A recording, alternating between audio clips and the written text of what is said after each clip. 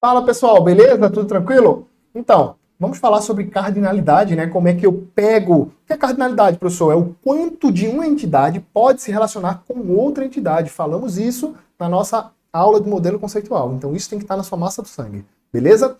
E agora a gente vai fazer essa transposição do modelo conceitual para o modelo lógico, modelo relacional de cardinalidade, beleza? Mais ou menos, o que é que o senhor vai fazer, professor? Mostrar o modelo conceitual, né, e transpor para o modelo lógico. Então, deixa de mimimi, vamos lá. Olha lá, cardinalidade. Eu tenho dois tipos, né? Cardinalidade mínima, que é essa aqui, ó, cardinalidade mínima, e eu tenho a cardinalidade máxima, ó. Toda cardinalidade, ela tem a mínima e tem a máxima. Mínima e máxima. Toda cardinalidade tem cardinalidade mínima e máxima. O obrigatório é ter a máxima. Eu posso colocar aqui nessa relação, por exemplo, 0 e 1. Posso colocar assim, sem problema. Cardinalidade mínima, também chamado limite inferior ou restrição de participação. Se a cardinalidade mínima é 0, é opcional. Se a cardinalidade mínima é 1, é obrigatório ter um relacionamento lá. Cardinalidade máxima, também chamado limite superior ou razão de cardinalidade. Professor, como é que eu vou lembrar desse nome? Razão, você lembra de o que é razão? É uma multiplicação entre dois termos. Então, a banca adora dizer cardinalidade mínima é a razão de cardinalidade. Não. Cardinalidade mínima é a restrição de participação e a cardinalidade máxima é a razão de cardinalidade, ou limite superior. Beleza? Isso tem que estar na ponta da língua. Como é que eu leio esse relacionamento? Leia aí para mim, grita aí para eu ouvir. Funcionário usa 0 ou usa um computador, uma cardinalidade opcional, e computador é usado por 0 ou utilizado por um funcionário. Beleza? Vamos ver agora como é que faz. Se eu tenho uma cardinalidade opcional no modelo conceitual, como é que eu jogo esse relacionamento, materializo, mapeio esse relacionamento para um modelo relacional? Então vamos lá. Eu tenho a tabela cliente e a tabela produtos.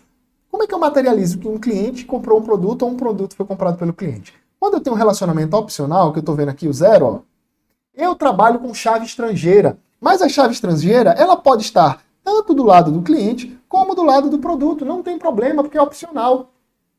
Agora, se eu tenho aqui, ó, um produto tem que ser obrigatoriamente comprado por um cliente, aí a chave estrangeira obrigatoriamente vai ficar do lado da obrigação. Beleza? Do lado do relacionamento que é obrigatório. Então fica ligado nisso aí. Nesse caso aqui os dois são opcionais. Lembre-se que o campo ele tem que ser único. Tranquilo? Aquele campo ele tem que ser único. Vamos que vamos. Aí, relacionamento opcional, foreign key, esse FK significa chave estrangeira, traduzindo foreign key em qualquer lado. Quando eu tenho um relacionamento obrigatório, o foreign key está do lado obrigatório. Tá bom? Vamos que vamos. Quando eu tenho obrigatoriedade, eu acabei de falar, né? Eu tenho obrigatoriedade desse lado.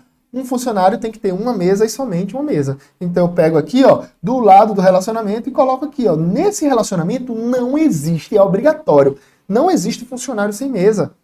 Como é que eu leio isso aqui? Todo funcionário que entrar na empresa, automaticamente ele já vai ter uma mesa. É isso que eu estou te dizendo pra tu.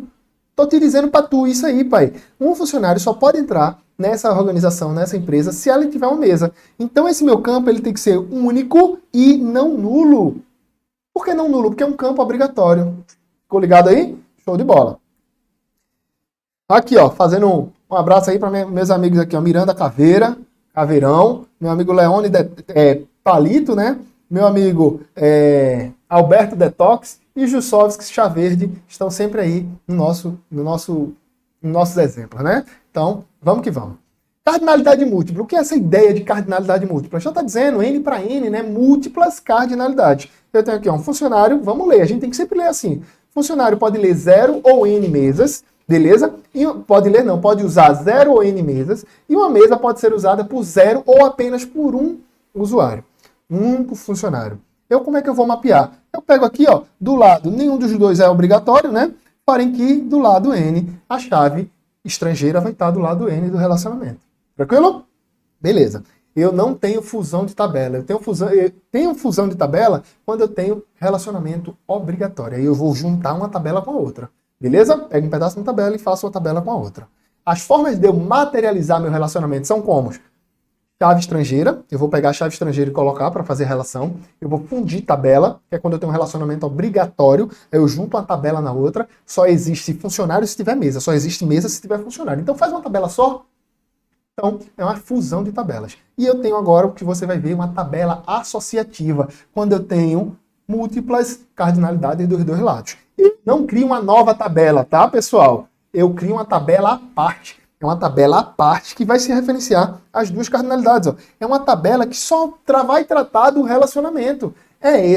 Essa tabela, ela materializa o relacionamento. Vê que ela tem a chave estrangeira de uma tabela e a chave estrangeira de outra tabela. Beleza? E qual é a chave primária dessa tabela, professor? Isso aqui é uma chave composta de duas chaves estrangeiras. Isso cai muito em prova. Então eu tenho aqui, ó, a chave estrangeira, que é dentro dela mesmo, beleza? A chave primária dela é composta por duas chaves estrangeiras, então isso tem que estar na sua massa do sangue. Tranquilo? Tá, professor, só um ponto aqui para a gente trabalhar. Imagina que eu tenho um autorrelacionamento, beleza? Eu tenho aqui, ó, funcionário, e eu tenho aqui, ó, opa, professor, tá doido? Então eu tenho aqui, ó, funcionário, e tenho aqui gerencia. Então, funcionário, já estudamos isso, né? Tem aqui, ó, gerente.